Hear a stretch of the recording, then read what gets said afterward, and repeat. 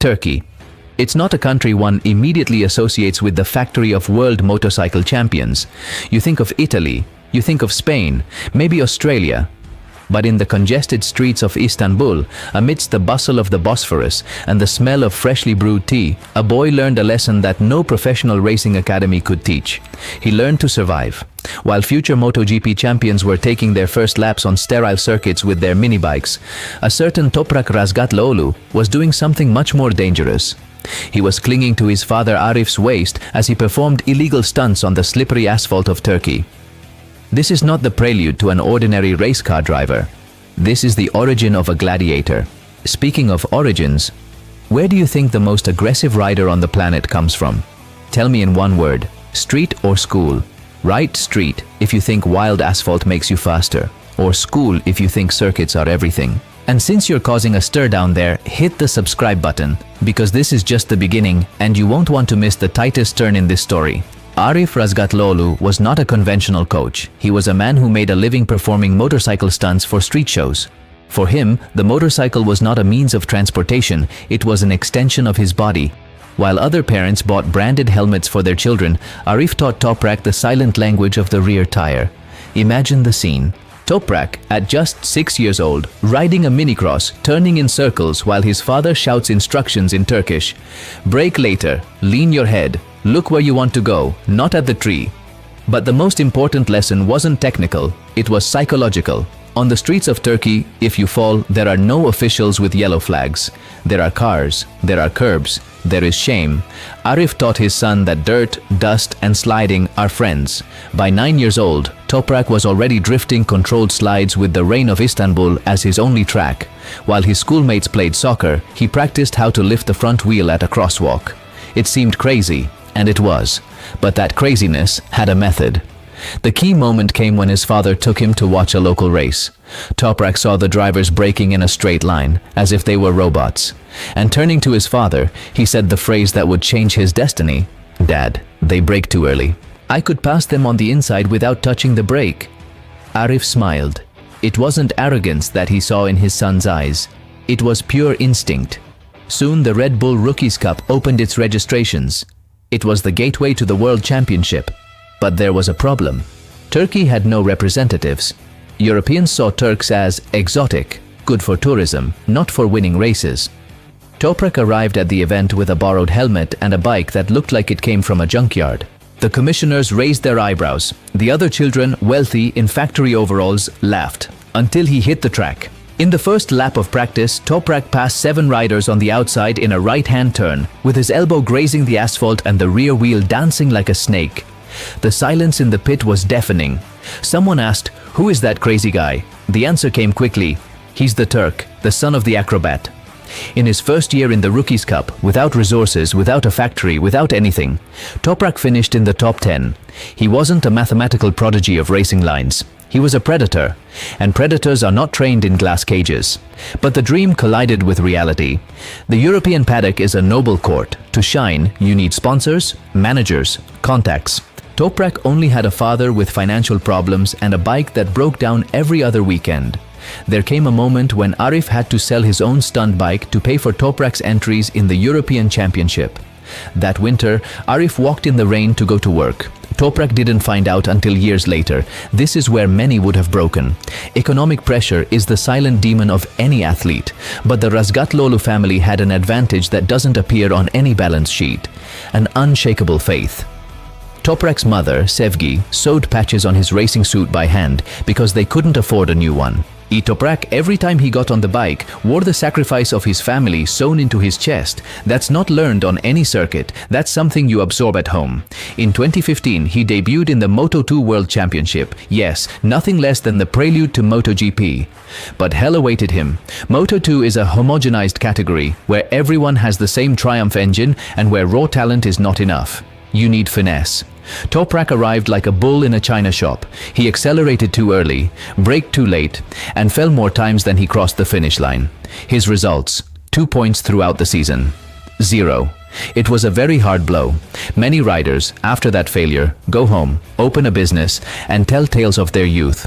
But not Toprak, because in his DNA there is a gene that does not understand defeat, the gene of Turkish pride. He called his father and said, "This is not for me. Moto2 is too tame. I need a bike that growls. I need Superbikes." Arif, on the other end of the phone, smiled again. He knew that his son had found his true habitat. Superbikes are beasts of 200 horsepower, with no intrusive traction control and steel brakes that bite like wolves. They are man's motorcycles. And Toprak, at 19 years old, was already a man made from street falls and scars. To understand the magnitude of this change, one must understand the philosophical difference between MotoGP and Superbikes. MotoGP is laser surgery. Superbikes is professional wrestling. In MotoGP, riders trace perfect curves, aided by aerodynamics and electronics. In Superbikes, the bikes twist, skid, and scream. The rear wheels dance, the brakes smoke, and the overtakes are shoulder to shoulder. Toprak was not born for the scalpel. He was born for the machete. In 2018, he made the leap to the World Superbikes with the Kawasaki Puchetti team, a private bike without official support, with a budget that barely covered changing tires in each session. Journalists said, "He's just another rider, exotic, sells t-shirts in Turkey, and that's it." Until the Portimao race came. Under scorching heat, Toprak started from 8th position. After 3 corners, he was already 4th. Half a lap in, he was 2nd. And on the main straight, he passed the leader on the inside of turn 1 with a maneuver that made all the marshals rise from their seats. He didn't brake. Literally, he didn't use the brake. He leaned the bike, trusted the grip of the rear tire, and launched into the void. He won. His first victory in the World Championship. Puchetti's box was in tears. Toprak, on the podium, pointed to the sky. All of Istanbul stopped to see their prodigal son. That victory was not a coincidence. It was the confirmation of something that engineers would take years to understand.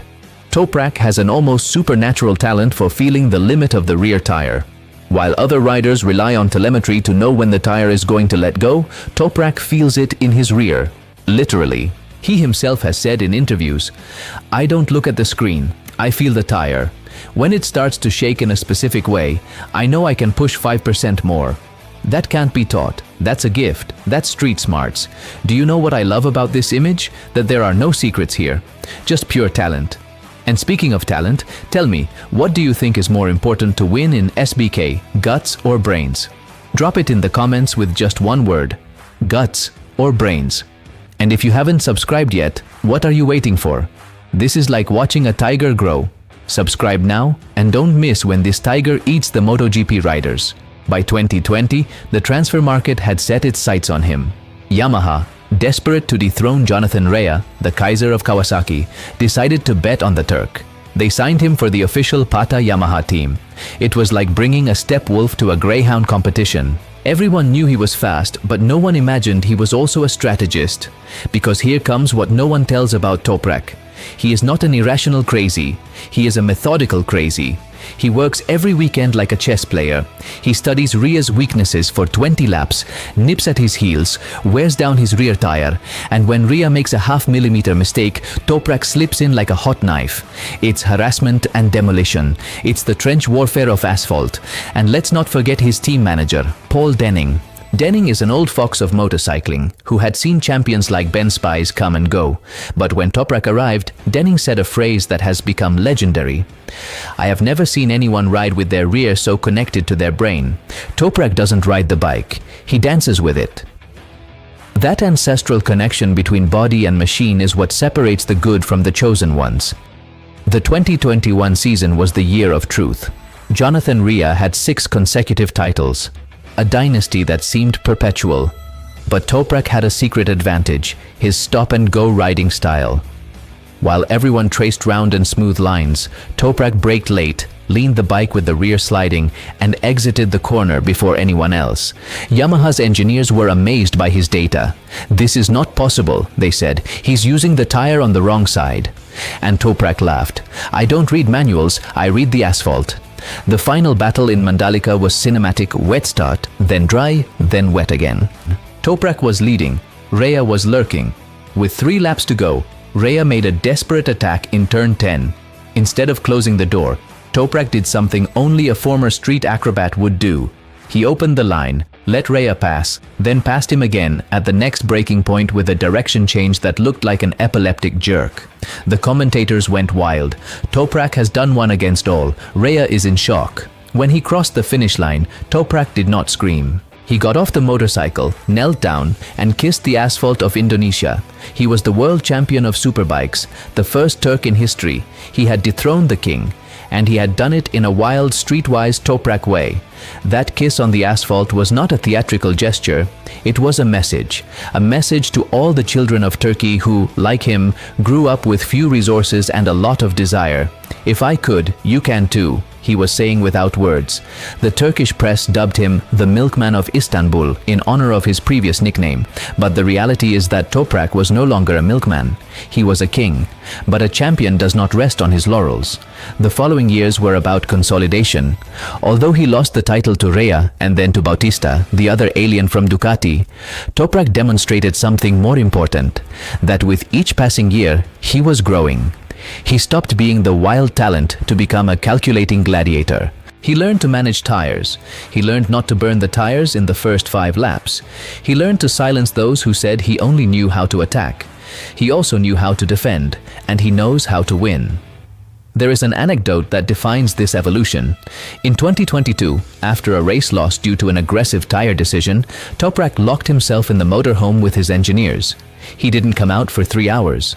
When he opened the door, he had in front of him a map of the track filled with handwritten notes, with braking points marked in red and accelerations in green. He himself had redesigned his strategy. A Japanese engineer said, "I had never seen a rider do this without a computer."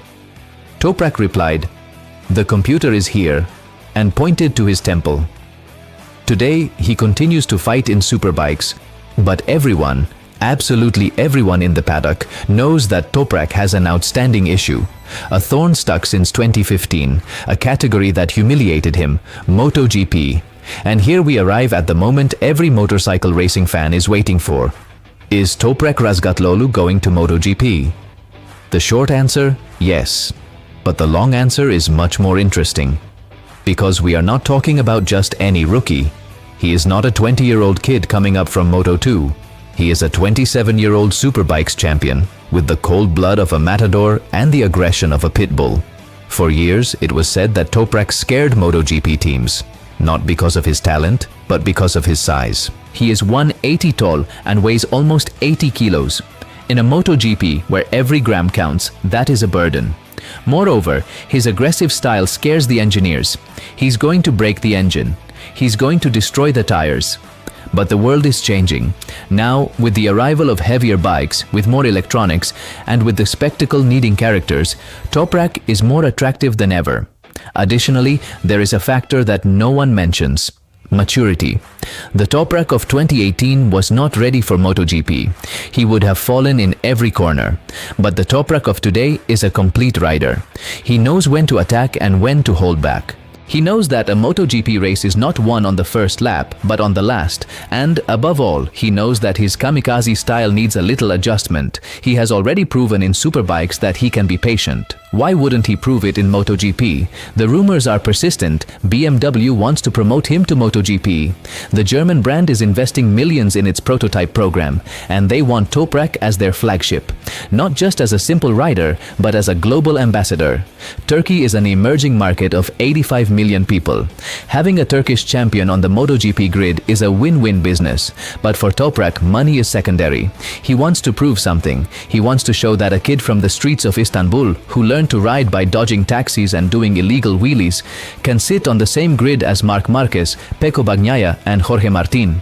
He wants to prove that the real way is not the only way, that you can reach heaven without going through the academy. Imagine Toprak's first race in MotoGP, starting from the 8th row because he has never tested the carbon Michelin tires. In the first corner, while the others are scared, he puts the bike where no one dares. Bagnaia turns and thinks, "Who is this crazy guy?" It's the Turk, the son of the acrobat, the one who doesn't know how to brake, the one who only knows how to attack. Will he win races? Probably. Titles? It's too soon. But what is certain is that the MotoGP circus needs a character like that. Someone who doesn't look at the telemetry, someone who rides with their gut and instinct, someone who reminds us that, in the end, motorcycling is not just engineering, it's passion, it's risk, it's life. And let's not just talk about competition, let's talk about the spectacle. The circuits are full of perfect riders who make identical laps one after another, like robots. Toprak is the antithesis. Every lap of his is different.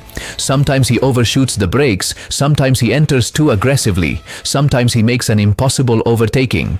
He is unpredictable, and unpredictability, in an increasingly predictable sport, is pure gold. The MotoGP organizers know it, the sponsors know it, and the public, especially the public, knows it. There is an interesting fact that few know. In 2023, during some private tests with a Yamaha MotoGP at the Jerez circuit, Toprak rode in competitive times just 8/10 off the official riders.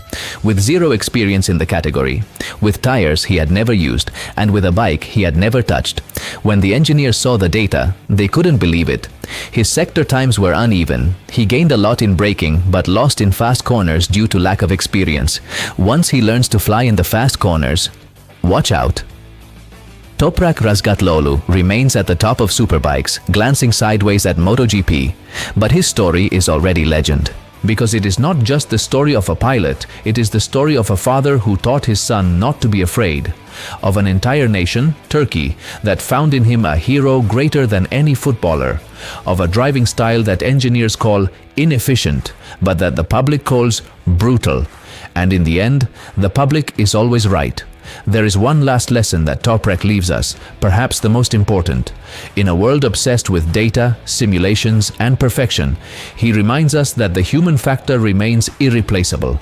That a pilot with soul can do more than a computer on wheels. That the street, with all its chaos and danger, is still the best school of life.